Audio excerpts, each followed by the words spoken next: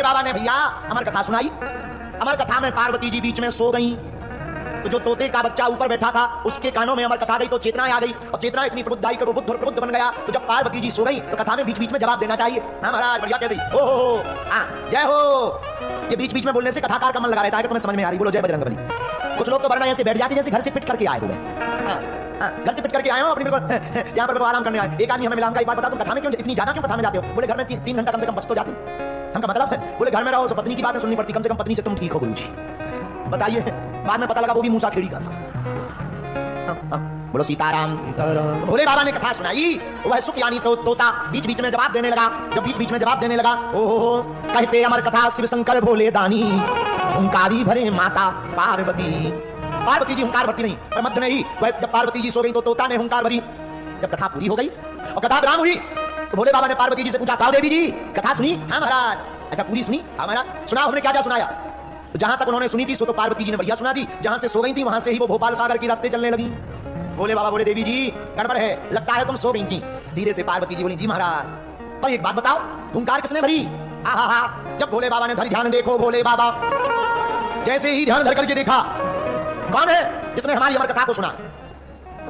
तो कोई ऊपर तोता दिखाई पड़ा, हाथ में त्रिशूल भोले बाबा ने लिया। दंडत करने हेतु शिव दौड़े, झट त्रिशूल कर धार्यो। दंडत करने के लिए त्रिशूल हाथ में लिया, हम मार देंगे।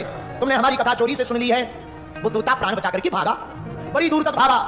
आगे आगे तोता, पीछे पीछे शंकर। इनका नाम ही है भोले बाबा।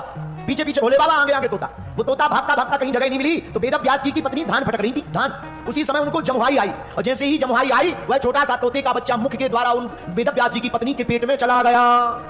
अब भोले बाबा आए त्रिशूल लेकर के, वेद व्यास जी से बोले, हे महाराज तुम्हारे घर में हमारा दुश्मन घुस गया है, भेजो उसे बाहर। वेद व्यास जी बोले, महाराज आपका कौन शत्रु?